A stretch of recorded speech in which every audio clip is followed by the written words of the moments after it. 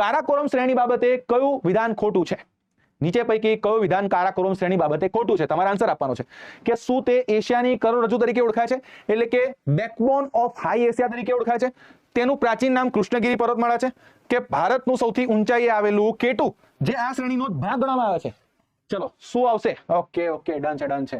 Explanation સાથે જ જવું છે ને આપણે? જો લાગે છે કે સાહેબ એક્સપ્લેનેશન સાથે નથી જવું તો આપણે ગાડી 5મા ગિયરમાં દોડી દઈએ છીએ, એ પણ આપણને આવડે છે, પણ મને એવું લાગે છે કે તમને સારું આપવું છે કે તમે જેના માટે તમે તમારો પ્રીસિયસ મિત્રો ટાઈમ છે ને, સમય, એ સમય બહુ કિંમતી છે. એકવાર આ સમય જતો રહેશે ને તો એ સમય પછી પાછો આવવાનો નથી. તમે જે તમારું ખાલી તમારો ડેટા ઇન્વેસ્ટમેન્ટ નથી કરતા, તમે તમારા માતા પિતાનું સ્વપ્ન ઇન્વેસ્ટ કરો છો, એનું રોકાણ કરો છો, તમે તમારા જે કિંમતી સમય જે તમારા એકવાર વર્ષો નીકળી જશે ને પછી પાછા નહીં આવે, તો મારી પણ એટલી ફરજ બને છે કે હું પણ તમને સરસ કંઈક મારામાં જે છે એ કંઈક આપવાનો બેસ્ટમાં બેસ્ટ પ્રયત્ન કરું.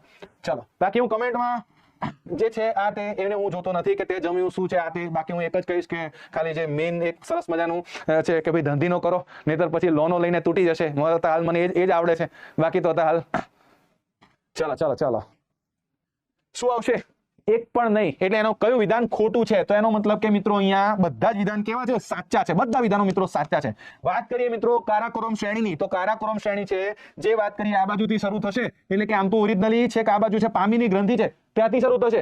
એની સાથે સાથે તમે જોશો તો મિત્રો અહીંયા તમને સૌથી ઉત્તરની તમને શ્રેણી જોવા મળશે. યસ સાહેબ, સૌથી ઉત્તરની શ્રેણી જે સાહેબ છે તમને જોવા મળશે આ બાજુ. જે કેટુ છે એ કેટુ એનો જ ભાગ ગણવામાં આવે છે. કેટુ એટલે તમે કહેશો મિત્રો ગોડવિન ઓસ્ટિન કહેવામાં આવે છે. તો પ્રશ્ન પૂછાય કે મિત્રો કેટુ, તો કેટુ ભારતનું તમને પૂછાય કે જે અભિન્ન ભારતમાં આવેલું હોય એવું સૌથી ઊંચું શિખર, તો કેટુ ટીક કરવાનું છે. કારણ કે વર્તમાનમાં ભલે એ પીઓકેમાં આવ્યું છે, પરંતુ અગેન ફરીથી કહું છું કે ભારતનો જ અભિન્ન ભાગ ગણવામાં આવે છે. જાન દે દેંગે इसके लिए, બસ એ ડાયલોગ યાદ રાખવાનો છે. યસ, 8611 મીટર એ એની ઊંચાઈ આવેલી છે. ચલો ડન છે? હા સાહેબ ડન છે, રેડી છે, રેડી છે. હા, એ જ મેં તમને કીધું કે સમયની જે છે ને બહુ કિંમતી છે. યસ, પ્રાચીન નામ છે. આ વાત કરીએ તો એનું કારાકોરમનું પ્રાચીન નામ છે મિત્રો કૃષ્ણગિરી પર્વતમાળા છે, એ એનું પ્રાચીન નામ છે. કારાકોરમનું નામની વાત કરું છું. ચલો ચલો ડન છે? યસ સાહેબ ડન છે, રેડી છે.